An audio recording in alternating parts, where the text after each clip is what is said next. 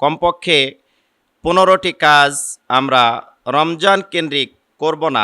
নবী করিম সাল্লাল্লাহু আলাইহি সাল্লাম এই 15টি কাজ নিষেধ করেছেন।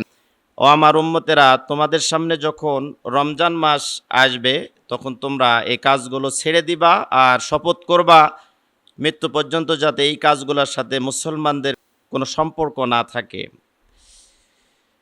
মায়ের নবী নবী করিম সাল্লাল্লাহু আলাইহি ওয়াসাল্লাম যেই 15টি কথার দিক নির্দেশনা দিয়েছেন, সতর্ক করেছেন, নবী করিম সাল্লাল্লাহু আলাইহি ওয়াসাল্লাম বলেছেন, ও আমার উম্মতেরা, এই 15টি কাজ ভুলেও তোমরা কখনো করার চেষ্টা করবে না।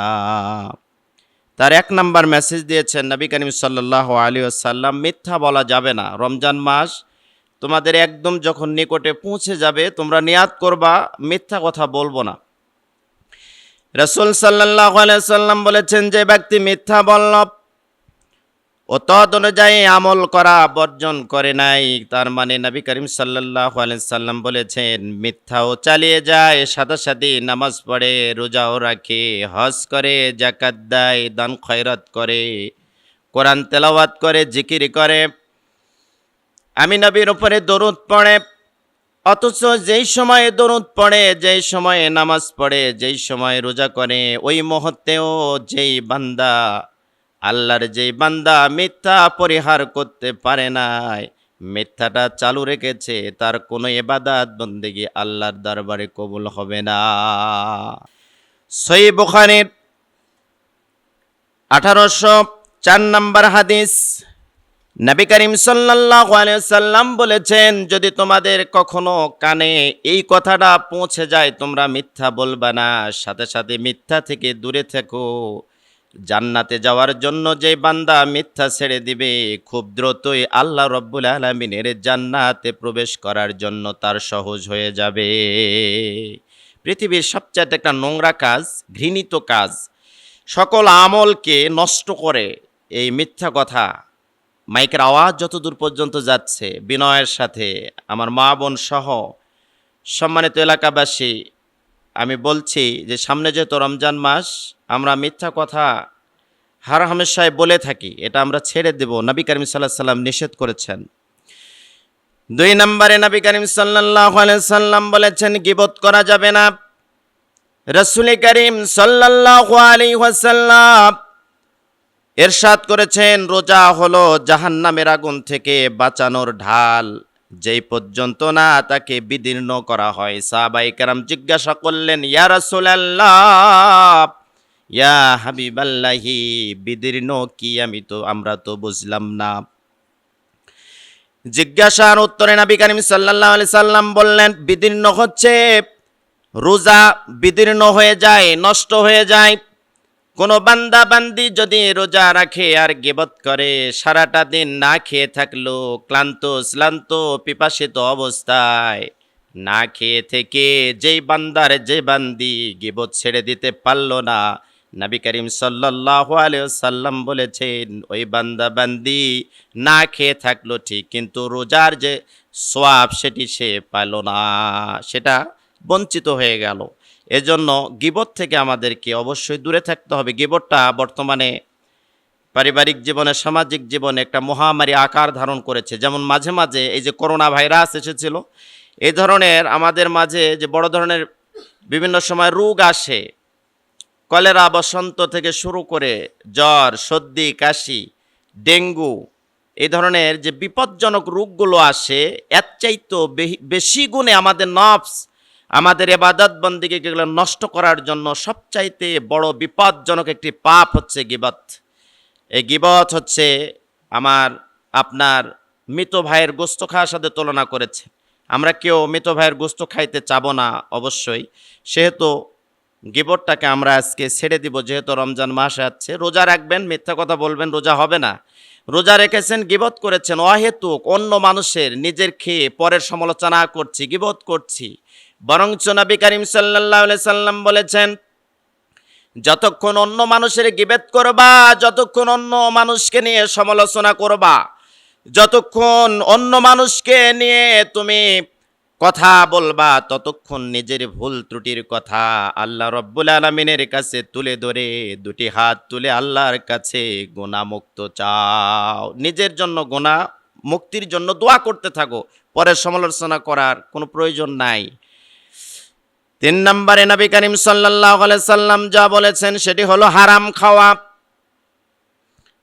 ইফতারে গর্জিয়াস খাবার, হরেক রকমের খাবার, আপেল, আঙ্গুর, কমলা, বেদানা, ড্রাগন ফল, এমন কোনো ফলমূল নাই যেটা আপনি সংগ্রহ করেন নাই। ইফতারির আগে 10 থেকে 15টা আইটেম নিয়ে বসেছেন। সাহারির সময় খাবেন ইলিশ মাছ, কাতল মাছ, বোয়াল মাছ, গরুর গোশ, খাসির গোশ, কবিতরের গোশ, দেশি মুরগির গোশ, যাই আপনি হাজির করেন না কেন, সর্বপ্রথমে নবী করিম সাল্লাল্লাহু আলাইহি ওয়াসাল্লাম নিষেধ করেছেন, বান্দা রোজাটা যদি তুমি না খেয়ে থেকে সফল হতে চাও, জীবনের গুনাহগুলো যদি মাফ করে নিতে চাও, তাহলে সর্বপ্রথমে রোজা রাখার আগেই তোমাকে হারাম খাদ্যটা পরিহার করতে হবে। হারাম খেয়ে রোজা রাখলে রক্ত মাংস তৈরি হলে, ওগুলোতে ব্লাড তৈরি হলে আপনি সারাদিন রোজা রেখেছেন ঠিক, কিন্তু আল্লাহর দরবারে কবুল হবে না, গ্রহণযোগ্য হবে না। প্রিয় ভাইয়েরা, এই জন্য আমরা আমাদের খাদ্য তালিকাটায় যাতে হালাল খাবার থাকে এটা আমরা অবশ্যই খেয়াল করব। আল্লাহ রাব্বুল আলামিন সূরা বাকারার 162 নম্বর আয়াতে বলেছেন, ইরশাদ করেছেন, হে মুমিনেরা, তোমাদের আমি যে সব পবিত্র বস্তু দিয়েছি তা থেকে আহার করো, কোনো হারাম খাদ্য খেয়ে তোমরা রোজা প্রতিপালন করো না। আল্লাহ রাব্বুল আলামিন নিজে বলেছেন হারাম খাদ্য পরিত্যাগ করতে হবে। প্রিয় ভাইরা, আইটেম যদি সাহারিতে একটা থাকে, ইফতারি যদি আইটেম একটা থাকে আর হালাল হলে, তাহলে রমজান মাসকে আমাদের না খেয়ে থাকাটা সফল হবে। আইটেম আছে 10টা, 15টা, 20টা, হরেক রকমের খাবার, নানান রকমের খাবার, ভিআইপি খাবার দাবার, কোনো কিছুর অভাব নাই, কিন্তু হারাম। তাহলে আমি মনে মনে চিন্তা করছি আমার রোজা 15টা হলো, কিন্তু একটা রোজাও আমার আপনার হচ্ছে না। এই জন্য রমজানের আগে আজকে থেকেই যেটা দিয়ে সাহারি করবেন, এই টাকাটা আপনাকে হালাল, যেটা দিয়ে ইফতারি করবেন আলাদা করে হালাল টাকাটা এক জায়গায় জড়ো করে রাখেন, সংরক্ষণ করে রাখেন, ওইটা দিয়ে ইফতারি কিনবেন, ওটা দিয়েই আপনি সাহারি করবেন। তাহলে আপনার এই একটা মাসের রোজা রেখে নামাজ পড়বেন, তাহাজ্জুদ পড়বেন, তারাবির সালাত আদায় করবেন, জীবনের গুনাহগুলো আল্লাহ মাফ করে দিবে। 4 নম্বরে টিভিতে বাহারি অনুষ্ঠান দেখে সময় পার করা। অনেকে প্রশ্ন করে, হুজুর সময় যাচ্ছে না, বিশেষ করে আসরের পর থেকে ইফতারের সময় পর্যন্ত এটা কেমন জানি যেতেই চায় না। অনেকে বলে যে হুজুর এতক্ষণ দুপুর পর্যন্ত, আসর পর্যন্ত যেভাবে হোক সময় পার করলাম, টিভি দেখে হোক আর অশ্লীল সিনেমা দেখে হোক আর খেলাধুলা দেখে হোক, যাই করে হোক, কিন্তু আসর থেকে মাগরিব পর্যন্ত যাইতে চাচ্ছে না। প্রিয় ভাইয়েরা, এটা কোরআন হাদিসে গান বাজনা তো নিষেধ। সূরা লোকমানের 6 নম্বর আয়াত আল্লাহ রাব্বুল আলামিন এটাকে আলটিমেটাম দিয়েছেন, সতর্ক করেছেন, বান্দা গান বাজনা তোমাদের নফসকে নষ্ট করে। গান বাজনা শুনলে মানসিক ভারসাম্য নষ্ট হয়ে যায়। গান বাজনা করলে তোমাদের মেন্টালিটির সমস্যা হয়, প্রবলেম হয়। এই জন্য গান বাজনা থেকে তোমরা দূরে থাকবা, নফস ভালো থাকবে, আত্মাটা তাজা থাকবে, ইবাদত বন্দেগীতে তোমরা একটা মজা পাবা। আর গানও শুনলে, নামাজও পড়লে, গানও শুনলে, রোজাও লাগলে কেমন যেন একটা মেন্টালিটি সমস্যা হবে বা ভালো লাগবে না। এজন্য আমরা গান বাজনা থেকে অবশ্যই রমজানের যেহেতু নিকটে, রমজানের আগে আমরা গান বাজনা দূরে থাকবো। এবং গান বাজনার জন্য যদি আমাদের ডিশের লাইন থাকে, তাহলে যদি মনকে নফসকে কন্ট্রোল করতে না পারি, তাহলে আজকে কেটে দিবেন লাইনটা। দেখছেন যে আমার ডিশের লাইন আছে, ওয়াইফাই লাইন আছে, কিন্তু আমি গান বাজনা পরিহার করতে পারছি না। আর সময় কাটানোর জন্য আপনি সিনেমা দেখে সময় কাটালে আপনার রোজা হবে না। আপনি সিনেমা দেখে সময় কাটালে রোজা হবে না। আপনাকে রোজার যে হক সেটা আদায় করে রোজা রাখতে হবে। সময় কাটালেন, আপনি 3 ঘন্টার একটা সিনেমা দেখলেন, মুভি দেখে আপনি মনে করছেন যে যাক এই 3টা ছবি দেখলে তো আমার দিন পার হয়ে যাচ্ছে, তাহলে মনে হয় রোজা হয়ে গেল। আপনি যত চিন্তা করেন রোজা হয়ে গেল, কিন্তু হাদিসে নবী করিম সাল্লাল্লাহু আলাইহি ওয়াসাল্লাম নিষেধ করেছেন যে কোনো অশ্লীলতা, বেহায়াপনা, গান বাজনা এগুলো থেকে যদি পরিহার থাকবে না, সে না খেয়ে থাকা তার জন্য একটা অহেতুক। এজন্য আবু দাউদ শরীফের 2363 নম্বর হাদিস, নবী করিম সাল্লাল্লাহু আলাইহি ওয়াসাল্লাম বলেছেন, তোমাদের কেউ সাওম পালন করলে সে যেন পাপাচারে লিপ্ত না হয় এবং মূর্খের মতো আচরণ না করে। গান বাজনা শুনবে যারা ভদ্র মুসল্লি, স্মার্ট মুসল্লি, এই লোকগুলো সিনেমা দেখে, মুভি দেখে, গান বাজনা শুনে এই দামি রোজাকে নষ্ট করবে না। এজন্য আল্লাহ পাক বলেছেন যে মূর্খের মতো কাজ তারা করবে না। 4 নম্বরে মদ্যপান, বিভিন্ন নেশা। রোজাও রেখেছেন, নেশাযুক্ত অনেকে দেখা যায় রোজা রেখেছেন, দিনের বেলায় সকল খাবার থেকে সে দূরে আছে, কিন্তু সন্ধ্যার পরপরই আবার সেই সমস্ত নেশা শুরু করেছে। ইফতারের পরেও আপনি নেশা করছেন আর দিনের বেলা নেশা পরিত্যাগ করেছেন, এটা একটা খারাপ অভ্যাস। নবী করিম সাল্লাল্লাহু আলাইহি সাল্লাম ইবনে মাজাহ শরীফের 4020 নম্বর হাদিস, নবী করিম সাল্লাল্লাহু আলাইহি সাল্লাম নিষেধ করেছেন যে আমার উম্মতের কিছু লোক আছে মদের নাম পরিবর্তন করে এগুলো নাম দিবে, অন্য নাম দিবে, ডাল বাবা, নাম ভালো কিন্তু কাম খারাপ, ঠিক না? নাম ভালো কিন্তু কাম কি খারাপ। যে ব্যক্তি দিনের বেলা বিড়িতে মুখ দেবে না, নেশা করবে না, রমজান মাসে সে যদি মনে করে যে আমি রমজানের সোয়াব পুরোপুরি লুটে নিব, জীবনের গুনাহগুলো মাফ করে নিব, অবশ্যই সে যেন এই নেশামুক্ত রমজান আল্লাহকে উপহার দেন এবং রমজান থেকে নেশামুক্ত সারাটা জীবন যাতে নেশার থেকে দূরে থাকা যায়। এটা রমজান হচ্ছে একটা প্রশিক্ষণ কেন্দ্রিক মাস। কেউ যদি 30 দিন নেশা থেকে দূরে থাকতে পারে, হাদিসে আসছে 40 দিন কোনো ব্যক্তি যদি জামাতে নামাজ পড়ে, ওই ব্যক্তিকে শিকল দিয়ে রোমের ভিতরে বেঁধে রাখলেও ওই ব্যক্তিকে নামাজ থেকে কেউ দূরে রাখতে পারবে না, কারণ নামাজের প্রতি সে এতটাই আকৃষ্ট হবে। কোনো বান্দা বান্দি যদি এই ধরনের নোংরা নেশা থেকে 30টা দিন দূরে থাকে, তাহলে আর 10টা দিন যদি দূরে থাকতে পারে, ওয়াল্লাহি ওই বান্দা বান্দির কাছে সেটা নেশাটা যতই ভালো করে উপস্থাপন করা হোক না কেন, এই পচা জিনিসের প্রতি আর কারো কোনো আগ্রহ হবে না। এজন্য রমজান মাস হচ্ছে আমাদের যতগুলো নেশা আছে, নেশামুক্ত জীবন লাইফ আমরা পরিচালনা করার জন্য রমজান মাস কেন্দ্রিক আমাদেরকে একটা শপথ নিতে হবে।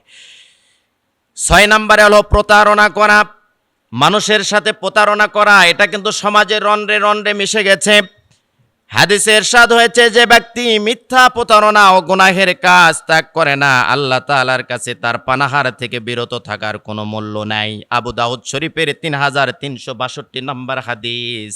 যে ব্যক্তি রোজা রাখলো, মানুষের সাথে প্রতারণা করলো, রোজা রাখলো, মানুষকে ঠকালো, রোজা রাখলো, মানুষের সাথে চিটারি বাটপাড়ি, 2 নাম্বারি, 3 নাম্বারি, 6 নাম্বারি করতেই থাকলো, তাহলে ওই ব্যক্তিটা রোজা রাখলো ঠিক, না খেয়ে আছে ঠিক, কিন্তু আল্লাহর দরবারে তার কোনো রোজা কবুল হবে না। কথা মোল্লার নয়, এ কথা হচ্ছে নবী করিম সাল্লাল্লাহু আলাইহি ওয়াসাল্লামের কথা। 7 নম্বরে হলো মানুষের দোষ ত্রুটি খুঁজে বেড়ানো। রোজা রেখেছেন, কার মেয়ের কি হলো, কার ছেলের কি হলো, অমুকের কি হলো, বাজারে পথে ঘাটে মাঠে যেখানেই যান না কেন আপনার যে খারাপ অভ্যাস আছে, এই অভ্যাসটাকে আপনি ডিলিট করবেন, ফরম্যাট করবেন।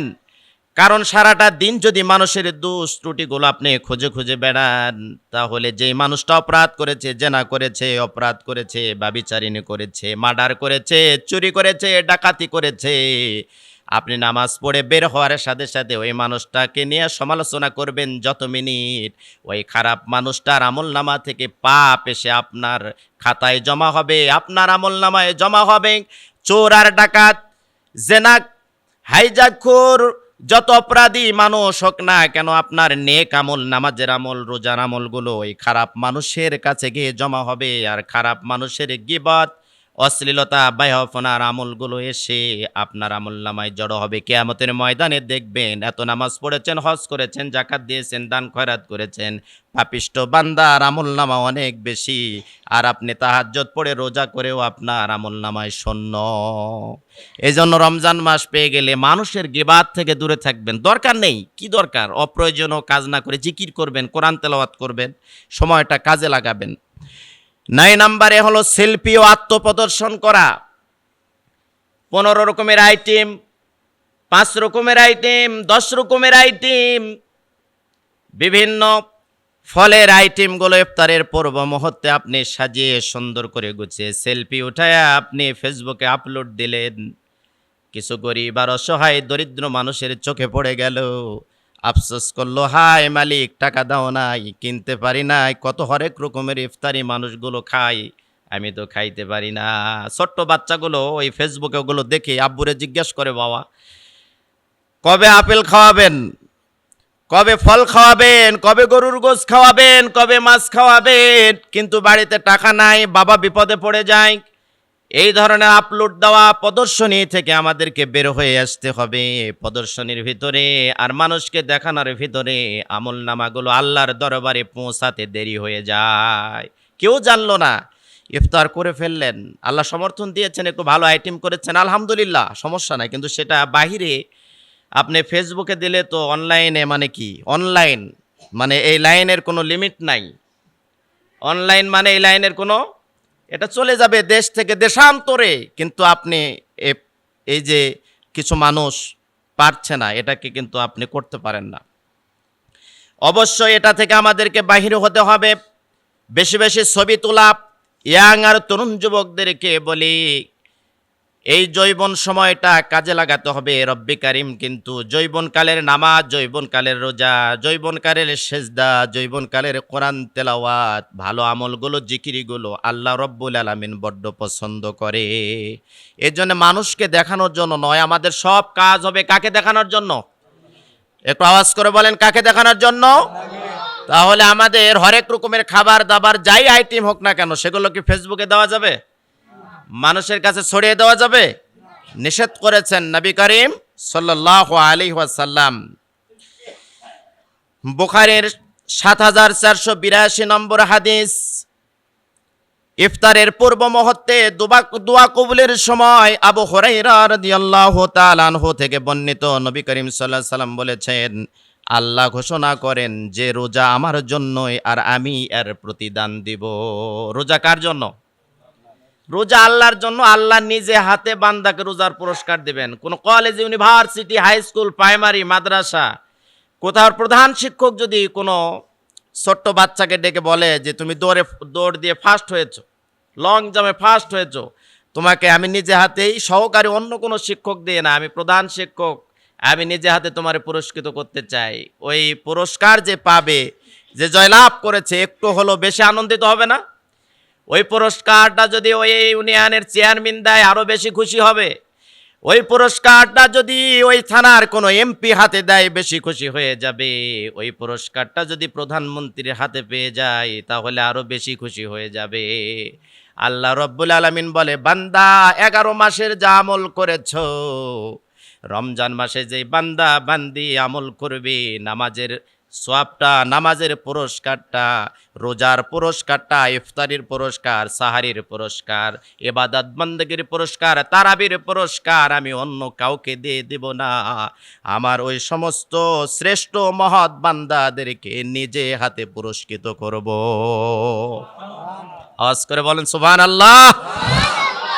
তাহলে আল্লাহ যদি বলে, বান্দা রোজা রাখছো, সেজদা দিয়েছো, কোরআন তেলাওয়াত করেছো, সাহারি খাইছো, খাওয়ার মধ্যে সোয়াব, সাহারি যে ব্যক্তি খাবে সোয়াব, সারা রাত মুভি দেখে, অশ্লীল ছবি দেখে, অহেতুক বাজারে ঘাটে ঘুরে ঘুরে চা আড্ডা দিয়ে সাহারি পর্যন্ত আপনি অহেতুক আড্ডা দিলেন, অনলাইনে খাবার অর্ডার করলেন, চলে আসলো আপনার বাসায়, এইটা রমজান মাসের সাথে যাবে না, এটা নিষেধ আছে। মা বোনেরা যে সাহারি রান্না করবে, যতক্ষণ রান্না করবে ততক্ষণ সোয়াব দিবে কে? যতক্ষণ ইফতারির সব কিছু আইটেম রান্না করবে, ছোলা বুট, খেজুর, পেঁয়াজু, বেগুনি, যত আইটেম রান্না হবে, যতক্ষণ পর্যন্ত রান্না হবে, মা বোনেরা ওযু করে বিসমিল্লাহ বলে রান্না বান্নার কাজ যতক্ষণ করবে, আল্লাহ রব্বুল আলামিন ততক্ষণ ওই মা আর বোনদেরকে সওয়াবের মধ্যে রাখবে। কাজ নাই মা বোন, অহেতুক গীবত না করে কোরআন তেলাওয়াত করেন, তাহলে সওয়াবটা দিয়ে উজালা করে দেবেন আল্লাহ পাক।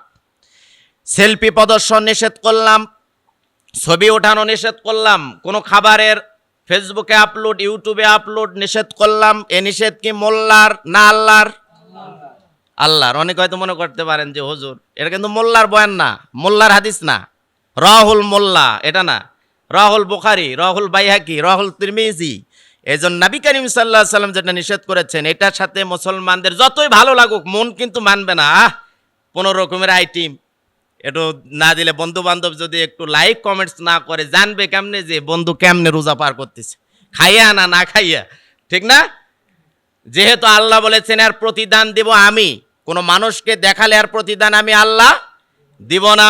এই জন্যে আপনার গোপনে জিকির হবে, গোপনে দরুদ পড়বেন, গোপনে নামাজ পড়বেন, গোপনে আপনি যে ইবাদত বন্দেগীগুলো আছে নফল সালাত থেকে শুরু করে যেগুলো প্রকাশ্যে প্রকাশ্যে গোপনে গোপনে করার চেষ্টা করবেন। আল্লাহ রব্বুল আলামিন গোপন যত অপরাধ আছে মাফ করে দিয়া কিয়ামতের দিনে এই রমজান মাসের যতগুলো সওয়াব নিজে হাতে আল্লাহ পাক আমাকে আপনাদেরকে দিয়ে ধন্য করবে। এই জন্য আল্লাহর হাতে যদি পুরস্কৃত হতে চান, মানুষকে দেখানোর অভ্যাসটা আজকে থেকেই আমাদেরকে পরিহার করতে হবে। পারবো তো ইনশাল্লাহ? কিন্তু কঠিন হবে কিন্তু। না, হুজুর তো ওয়াজ করছে, এখানে তো আর হুজুর দেখতেছে না, দিই একটা সেলফি, গরুর গোশ কয়েকটা বন্ধু মিলে সাহারি খাইতেছে, দরকার নাই। তার মানে বুঝলেন যেটা মানুষকে দেখানো হয়ে গেল। প্রিয় ভাইয়েরা, 10 নম্বরে হলো অশ্লীলতা সহায়ক কাজ। পবিত্র রমজানে অশ্লীলতা নোংরামির সহায়ক কাজগুলো থেকে বিরত থাকা উচিত। তিরমিজি শরীফের বর্ণনা 2416 নম্বর হাদিস, নবী করিম সাল্লাল্লাহু আলাইহি ওয়াসাল্লাম 5টি প্রশ্নের উত্তর না দিয়ে বলেছেন, কিয়ামতের দিনে আদম সন্তান 5টি প্রশ্নের উত্তর না দেওয়া পর্যন্ত এক কদমও সামনে যেতে পারবে না। কয়টি প্রশ্নের উত্তর দিতে হবে? নড়তে পারবে না। 1 নাম্বার হলো তার জীবনকাল কিভাবে অতিবাহিত করেছে। যৌবনকাল বিশেষ করে সোনা, রৌপ্য, হীরা, ডায়মন্ডের চাইতে অনেক বেশি এই সময়টা যৌবনকাল। এই সময়টা নষ্ট করা যাবে না। কিয়ামতের দিনে যৌবনকাল সম্পর্কে আল্লাহ পাক জিজ্ঞাসা করবেন। তার জীবনকাল, জীবনটা কিভাবে অতিবাহিত করেছেন। 2 নম্বরে যৌবনের সময়টা কিভাবে পার করেছেন। রং তামাশা, গান বাজনা, অশ্লীলতা, বেহাপনা, কোরআন তেলাওয়াত না ইবাদত বন্দেগী আল্লাহর সিজদায় কাটিয়েছে। ভাগ কিন্তু 2টা, ডান আর বাম। যে যে কাজ করবে তার পারিশ্রমিক, তার বেনিফিট আল্লাহ রাব্বুল আলামিন দিবেন। 3 নম্বরে হলো ধন সম্পদ কিভাবে উপার্জন করেছেন। যা তা করে উপার্জন করলো তারও হিসাব আছে। এরপরে 4 নম্বরে তা আবার কিভাবে খরচ করেছেন। উপার্জন করলেন কিভাবে, বৈধভাবে না অবৈধভাবে, আবার খরচ করলেন আপনি কোন পথে, আল্লাহ রাস্তায় না শয়তানের রাস্তায়, এটাও আল্লাহ পাক জিজ্ঞাসা করবেন। 5 নম্বরে সে দিনের যতটুকু জ্ঞান অর্জন করেছিলেন সেই অনুযায়ী সে কতটুকু আমল করেছেন।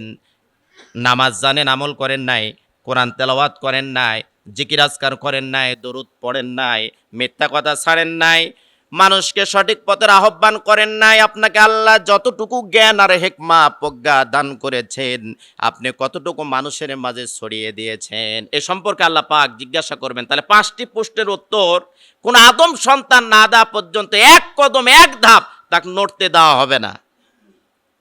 তিরমিজি শরীফের 2416 নম্বর হাদিস, হাদিসটি সহিহ। এই জন্য বলি রমজানে স্মার্টফোন ব্যবহার করাটা আমাদের কমিয়ে দিতে হবে। ঢুকলেন ওয়াজে, চলে গেলেন গান বাজনার মধ্যে, আপনি নিজেও জানেন না কখন ঢুকছেন। অ্যান্ড্রয়েড ফোন আর স্মার্টফোনটা এমন একটা জিনিস, সময় কাটানোর জন্য এটা ব্যবহার করতে পারবেন না। ছবি দেখে সময় কাটালে, সাহারি খেলেও যা, না খাইলেও তাই, রোজা রাখলেও যা, রোজা না রাখলেও কোনো লাভ নাই। এই জন্য স্মার্টফোন থেকে দূরে থাকতে হবে। রমজান আপনি ঢুকছেন ইসলামের সঙ্গীতে, চলে গেছেন হ্যান্ডি গানের মধ্যে, আপনি নিজেও জানেন না যে ঢুকছি কোথায় আর আসলাম কোথায়। এই জন্য সকল রকমের স্মার্টফোন নবসকে কন্ট্রোল করে রমজানের হক আমরা আদায় করার চেষ্টা করব। কোনো ধরনের অশ্লীলতা যেন আমাদেরকে ধরাশয় করতে না পারে। খারাপ উদ্দেশ্যে চলা, অন্তর কামনা করে আর লজ্জাস্থানকে হেফাজত করতে হবে। যদি জেনা করে মিথ্যা পরিণত করে, যদি অন্তরের চাওয়া অনুপাতে জেনা করে, রমজান মাস বিশেষ করে যতগুলো পার্ক আছে, রেস্টুরেন্ট আছে, হোটেল রেস্তোরাঁ আছে, এগুলো দিনের বেলা খাওয়া দাওয়া চলে, রাতের বেলায় নোংরামো চলে, জেনা ব্যভিচার চলে। এই জন্য পর্দা দিয়ে খাবারের ব্যবস্থা যারা করে হোটেলে, সুদ খাওয়া দেওয়া লেখা সব যেহেতু একই গুনাহ, সুদের সবচাইতে বড় মানে নিম্ন ছোট্ট গুনাহ হচ্ছে, সুদের সবচাইতে ছোট গুনাহ হচ্ছে মায়ের সাথে জেনা করা। নাউজুবিল্লাহ বলেন। এই জন্য কেউ যদি লজ্জাস্থানে হেফাজত না করে, চোখের দৃষ্টিকে সংযত করতে হবে কিয়ামত, বিশেষ করে রমজান মাস। আর এই রমজান মাস থেকে শপথ করতে হবে। অনেকে টেনশন করেন রমজানটা গেলেই হয়, একটু ছবি দেখবো, একটু চোখ মেলা চলবো, আবার ওই চুরি ডাকাতি যা কিছু আছে রমজানের কারণে পারতেছি না, এটা না। রমজান হচ্ছে একটা প্রশিক্ষণ কেন্দ্রিক মাস। এই মাসে যা আপনি প্রশিক্ষণ নেবেন, চাকরি যেমন প্রশিক্ষণ নিতে হয়, ট্রেনিং নিতে হয়, এই ট্রেনিংয়ে যেন আল্লাহর জান্নাত পর্যন্ত যাইতে পারেন, এরকম নফস তৈরি করতে হবে। আল্লাহ তৌফিক দান করেন, বলি আমিন। এই জন্য কেউ যদি পাপ কাজ করে বা কেউ যদি করায় এবং কেউ যদি হেল্প করে, সহযোগিতা করে, তাহলে সুদের গুনাহের মতো যে করালো, যে করলো, যে উৎসাহিত করলো, সব একই সমান গুনাহগার হলো। এই জন্য হোটেল, খাওয়া দাওয়ার জায়গা, পর্দা যারা টাঙ্গায়, রান্না বান্না যারা করে, যারা এই রোজা সময় মানুষকে ওপেনলি হারামেশাই গ্যাদারিং দেখা গেল যে হোটেল চালু রেখেছেন, তারাও কিন্তু ঠিক একই গুনাহগার হবেন। একটা মাস বা 11 মাসে কামাই রোজগার করে একটা মাস যদি আপনি চলতে না পারেন, হোটেল বন্ধ না করে, স্টলগুলো বন্ধ না করে আপনি যদি চলতে না পারেন, তাহলে মুসলমান, এই জন্য আল্লাহ পাক বলছেন যে মুসলমান হয়ে জান্নাতে কবরে আসো। মুসলমান হয়ে কোথায় আসো? এই জন্য আপনি মুসলমান, হোটেল খোলা, তার মানে আপনি দুর্বল মুসলমান। মুসলমান স্টল খোলা, সারাটা দিন আপনার দোকানের ভেতরে মানুষ ঢুকছে, খাচ্ছে, আপনি ইফতারির পর চালু করেন, কিন্তু ইফতারির আগে আপনি মুসলমান হিসেবে যদি দাবি করেন, তাহলে আপনি এগুলো বন্ধ করতে হবে, স্টপ করতে হবে, এবং আজকে থেকে নিয়াত করতে হবে এগুলো চালাবো না। 11 মাস আল্লাহ বলেছেন তোমরা কামাই করো, রোজগার করো। বিশ্বনবী বলেছেন যে তোমরা শ্রম দিয়ে, ঘাম দিয়ে, রক্ত দিয়ে, বুদ্ধি দিয়ে, পরামর্শ দিয়ে তোমরা অর্জিত টাকা কামাই করে হালাল টাকা দিয়া সাহারি করবা, ইফতারি করবা, আর রমজান মাসটা তোমরা ইবাদত বন্দেগীর কাজে লাগাবা। সুবহানাল্লাহ বলেন। এই জন্য কপাল পোড়া তারা যারা হোটেল রমজান মাসে খোলা রাখে, কপাল পোড়া তারা যারা খাবার দাবানের দোকানগুলো দিনের বেলা খুলে রাখে। 500 টাকা 1000 টাকা লোভ মেয়া ছাড়তে পারলেন না, আল্লাহ এত বিশাল জান্নাত আপনাকে কেমনে দেবে বলেন? পারা যাবে না? একটু ইচ্ছা করলে ছাড়া যাবে না? এরপরে 12 নাম্বার, অপচয় অপব্যয় করা যাবে না, তবে কৃপণতাও করা যাবে না। হুজুর ওয়াজ করেছে অপচয় করা যাবে না। আপনি ছোলাও কিনলেন না, খেজুরও কিনলেন না, মাছ কিনলেন না, ডাল কিনলেন না, কিছুই কিনলেন। হুজুর ওয়াজ করছে কিছুই খাওয়া যাবে না, খালি চিড়া খায়, এক মুঠ খায়, রোজা রাখ, বউরে বইলা দিলেন কথা কম, খালি ইবাদত কর, তাহলে কিন্তু এটা হবে না। আল্লাহ কৃপণকে জান্নাত দিবে না। হজ করেছেন, নামাজ পড়েছেন, রোজা করেছেন, কিন্তু কৃপণ ডাইরেক্ট প্লান্টিক শটে জাহান্নাম। সবচাইতে বেশি অপছন্দ করেন আল্লাহ কৃপণকে। কৃপণের জন্য হুমকি। যুদ্ধের ময়দানে আল্লাহ রাসূল যখন বলতেন এইটা কিনা লাগবে, ওইটা কিনা লাগবে, কৃপণেরা তখন ভাগতো, দূরে চলে যেত যে টাকা লাগবে। আল্লাহ রাসূল বলেছেন যে যুদ্ধের ময়দানে গেলে ভারী ভারী অস্ত্র আছে কাফেরদের, আমাদের তো কিছু নাই, তাহলে আপাতত একটু তাদের সামনে যাওয়ার মতো কিছু তো আপাতত প্রয়োজন, ঢাল তরবারি। তখন কৃপণরা পেছন থেকে ভেগে চলে যেত যে না, হুজুর হয়তো এখন টাকা চাবে নবীজি। আর বেলালের মতো গরিব সাহাবী দাঁড়িয়ে যেতেন, ইয়া রাসূলুল্লাহ, পরনে লঙ্গি ছাড়া কিছু নাই, গায়ে দেওয়ার জামা নাই, এরপরেও মনে হয় শরীরের রক্ত বিক্রি করে আপনার কথাটা আমি রাখি। এই জন্য বেলালকে নবী করিম সাল্লাল্লাহু আলাইহি সাল্লাম গিয়ে দেখলেন, মেরাজে গিয়ে জান্নাতের ভেতরে পায়ের আওয়াজ শোনা যায়। কে? নবীজি জিজ্ঞাসা করলেন যে এটা কার আওয়াজ? বললেন এটা বেলালের আওয়াজ। কি আমল করেছে বেলাল যে সবার আগে জান্নাতের মধ্যে ঘুরতেছে? এসে জিজ্ঞাসা করলো, বেলাল তোমার পায়ের কদমের আওয়াজ শুনে আসলাম, কারণ হচ্ছে কি জানো, তুমি সবার আগে মসজিদে গিয়ে আজান দিয়েছো, তোমার পায়ের আওয়াজটা পৃথিবীর সবচাইতে দামি পায়ের আওয়াজ। যেই ব্যক্তি মসজিদে নামাজে আসে ওই ব্যক্তির প্রত্যেকটা কদম আল্লাহর কাছে কত বেশি দামি না? যে ব্যক্তি সিনেমা হলের দিকে যায় ওই পায়ের কদমগুলো আল্লাহর কাছে কত নিকৃষ্ট না? আর ওই পথ দিয়ে যাওয়ার সময় যদি মারা যান, তাহলে ফেরেশতারা টানাটানি করবে, বেটারে জাহান্নামে আগে ঢুকাই। আর মসজিদে আসতে গিয়ে যদি কারো মৃত্যু হয়ে যায়, আল্লাহ পাক জীবনের গুনাহগুলো মাফ করে দিয়ে আপনাকে জান্নাত দিবেন। কারণ কি? আপনি মসজিদে আসতেছিলেন, জীবনে ভুল করেছেন, অপরাধ করেছেন, কিন্তু আপনি আসতেছেন তওবা করার জন্য। এই জন্য সবসময়ের জন্য ভালো কাজের দিকে উৎসাহিত হবেন, ভালো কাজের দিকে পা বাড়াবেন, কৃপণতা করবেন না, মধ্যম পন্থা অবলম্বন করবেন। একবারে গজ্জিয়াস ভাবে অপচয় করে খরচ আমরা রমজান মাসে করব না, তবে বেশি বেশি দান সাদাকা করার চেষ্টা করব। এই রমজান মাসে কেউ যদি 1 টাকা দেয় অন্য মাসে 10 টাকার সওয়াব পাবে, রমজান মাসে কেউ যদি 1 টাকা দেয় তাহলে 70 টাকার সওয়াব পাবেন। সুবহানাল্লাহ বলেন। এই জন্য কেউ যদি অন্য দিনে অন্য মাসে 1 সেজদা দেয় যা সওয়াব পাবে, রমজান মাসে যদি একটা সেজদা দেয় 70 গুণ বেশি সওয়াব পাবে। এই জন্য এই মাসটাকে আমরা হেলায় ফুরিয়ে দিব না, কাজে লাগাবো।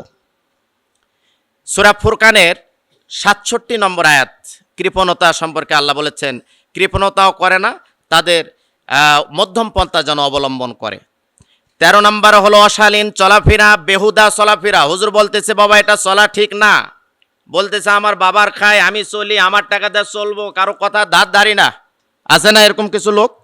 আগে মুরব্বি দেখলে বিড়ি ফেলায় দিত, এখন দেখলে গ্যাস লাইট চাই। মুরব্বি টর্চ লাইট, গ্যাস লাইট কি ধরায়, ওটার নাম কি? গ্যাস লাইট না, মুরব্বি গ্যাস লাইট আছে, এরকম চাই। তাহলে একজন মুরব্বিকে অশ্রদ্ধা অসম্মানের কোন জায়গায় নিয়ে গেছে। আগে দেখবেন টাকনু নিচে কাপড় পরতো, মুরব্বিরা দেখলে খামোশ হয়ে যেত। শীতের সময় মানুষ যেন ছোট হয়ে যায়, মুরব্বি দেখলে, শিক্ষক দেখলে, বড় ভাই দেখলে শ্রদ্ধা ভরে এলাকা ছেড়ে চলে যেত, এই বড় ভাই আসতেছে। এখন বড় ভাই দেখলে ও আর রাস্তার মাঝখানে এসে দাঁড়ায়, বুক টান করে, বেটা তুইও যে বাপের সন্তান এমন সে বাপের সন্তান, ঠিক না? এগুলো হচ্ছে আদব কায়দা, আস্তে আস্তে উঠে যাচ্ছে কিয়ামতের একটা আলামত। বড় ভাই দেখলে বাবার মতো তাকে, বাবা মারা গেলে বড় ভাই যদি থাকে তাহলে বাবার মতো তাকে সম্মান শ্রদ্ধা করতে হবে, কারণ কোলে কাকালে করে কাঁধে করে আমার মানুষ করেছেন, এজন্য শ্রদ্ধার সম্মানটা তার থাকতে হবে। মুরব্বি দেখলে যে বেয়াদবি করবে এটা কিন্তু ঠিক না, এটা আল্লাহ বরদাস্ত করেন না। মুরব্বিদেরকে দেখলে সে যদি সিগারেট বিড়ি হাতে থাকে ফেলাইয়া দিবে। অনেক সময় হুজুর দেখে সেইটা আবার লুকাতে গিয়ে দেখা যায় জুব্বা টুপি এরপরে গেঞ্জি শার্ট পোড়ায় ফেলে, পরে বলে হুজুর আজকে একটা আকাম হয়ে গেছে। কি হয়েছে? যে আপনাকে দেখে লুকাইতে গিয়ে শার্ট তো পোড়ায় ফেলছে। এই জন্যে এগুলো থেকে দূরে দূরে থাকেন, এগুলো খেয়ে কোনো লাভ নাই, কলিজা পচে যায়, নিজের হায়াত কমে যায়। নিষেধ করেছেন, যেটা রাসূল নিষেধ করেছেন ওইটা যদি ধরে রাখেন তাহলে সেটার ভেতরে কোনো কল্যাণ নাই। এজন্য সকল রকম নেশাদ্রব্য থেকে আমরা দূরে থাকব। নেশা করে বাড়িতে ফেরার পরে বিবি কে, ছেলে মেয়ে কে, এটা মাথায় থাকে না। এটা আমি বারবার বলে থাকি যে নিজের স্ত্রীকেও এসে বলে খালাম্মা সাইড দেন অনেক সময়, কারণ ওর মাথায় তো এই ধরনের নাই, ও তো নেশা করছে। ছেলেরও চিনে না, স্ত্রীও চিনে না, বাবারেও চিনে না, বাপরে বলে ভাই সাইড দেন। খেজুর গাছে ধাক্কা মেরা বলে বেটা সাইড দে, ও বুঝে না যে এটা মানুষ না খেজুর গাছ। প্রিয় ভাইয়েরা, এই জন্য নেশা করলে যেহেতু মস্তিষ্ক ঠিক থাকে না, এই জন্য এটা নিষেধ করেছেন নবী করিম সাল্লাল্লাহু আলাইহি ওয়াসাল্লাম। 14 নম্বরে নামাজ না পড়া, যে ব্যক্তি নামাজ পড়লো না, সূরা নিসার 103 নম্বর আয়াতে এটা বলা হয়েছে, যে ব্যক্তি নামাজ পড়লো না, রোজা রেখেছে। অনেক প্লেয়ার এরকম আছে না নাই? অজু করা, নামাজ পড়া, টেনশন, আর সাহারির সময় যেভাবে হোক ওটা খালি রোজা রাখতেছি, এটা অতটা কঠিন না। তাহলে রোজা থাকা না থাকা একই সমান, সাহারি খাওয়া না খাওয়া একই সমান। যারা রোজা রাখবেন অবশ্যই 5 ওয়াক্ত নামাজ পড়তে হবে ইনশাআল্লাহ। 15 নম্বর শেষ, পিতামাতার সঙ্গে সদাচরণ করা। রোজা রাখলেন, পিতামাতার সাথে খারাপ ব্যবহার করলেন, না খেয়ে আসেন, রোজা হবে না। সর্বোচ্চ শ্রদ্ধার সম্মান বিনয় সদাচরণ করতে হবে পিতামাতার সাথে। পিতামাতাকে সাহারির আইটেমগুলো নিয়ে গিয়ে দিবেন যে বাবা খান, এবং ভালো কোনো কিছু জিনিস নিয়ে এসে বাবা মার হাতে দিবেন, আর দোয়া চাইবেন যে মা আমার জন্য দোয়া করবেন, রমজান মাস আমার জন্য বেশি বেশি দোয়া করবেন। এই জন্য লম্বা চড়া আর একটা টপিক ছিল আলোচনার, শেষ করতে পারলাম না। তাহলে সূরা বানী ইসরাঈলের 23 নম্বরে আল্লাহ পাক বলেছেন যে যত জায়গায় আমি আল্লাহর কথা আছে তত জায়গায় পিতামাতার কথা আছে। পিতামাতার সাথে সদাচরণ করতে হবে, ধমক দিয়ে কথা বলা, গর্দান ফুলিয়ে কথা বলা যাবে না, চোখ বড় করে কথা বলা যাবে না। পিতামাতার প্রতি কখনো যদি চোখ লাল হয়ে যায়, ওই চোখটা জান্নাতে যাবে না, ওই চোখ জাহান্নামের আগুনে যাবে। পিতামাতার কাছে যদি কখনো আঙ্গুল উঁচু করে কথা বলেন, চুপ করেন, আপনার কথা ভালো লাগতেছে না, আপনার কথায় যুক্তি নাই, লজিক নাই, জীবনের সব আমল শেষ। লজিক থাক আর বুদ্ধি থাক আর না থাক, পাগল হোক আর ব্রেন বুদ্ধি শূন্য হোক, যা বলবে ওটাই রাইট, যা বলবে ওটাই ঠিক, মানতেই হবে, যেমন মেনেছেন আপনি ছোটবেলায় কি আপনি মায়ের গর্ভে থেকে পড়ার সাথে সাথে বলেছেন যে আপনার কথায় কোনো যুক্তি নাই? বলতে পারছেন? ডাস্টবিনে ফেলায় রাখছে, ওখানে ট্যাও ট্যাও করতে করতে অনেক নোংরা খাবার টেনে মুখে দিয়েছেন। নোংরা পলিথিন কি আর মুরগি হাঁসের বিষটা কি, নোংরা খাবার পর্যন্ত আপনি মুখে দিতেন, মা টান দিয়ে ফেলা দিছে, যদিও পাগল কিন্তু বলছে আমার সন্তান নোংরা খাবার খাইতেছে। সেই সময় আপনি যেমন বোকা ছিলেন, আপনি যেমন ধমক দেওয়া কথা বলতে পারেন নাই, মা বাবার ভুল ধরতে পারেন নাই, এখনো আজও মৃত্যু পর্যন্ত একই হাদিস। আমি বলেছিলাম আবু হুরায়রা এসে বলতেছে যে ইয়া রাসূলুল্লাহ আমার মায়ের জন্য একটু দোয়া করেন, বাড়িতে গেলে পিটাই। কার সাথে ঘুরি সারাদিন, ধমক দেওয়া কথা বলে আপনি একটু আমার মায়ের বিষয়, এই মায়ের বিষয় বলতেই নবী করিম সাল্লাল্লাহু আলাইহি ওয়াসাল্লাম বলছেন পৃথিবীর সবার বিচার আমি করতে পারি, কিন্তু মায়ের বিচার আমার কাছে নাই। মায়ের বিচার করার ক্ষমতা, এখতিয়ার, যোগ্যতা, অ্যাবিলিটি আল্লাহ পাক আমারে দেন নাই। আমি পারি একটু দোয়া করে দিব।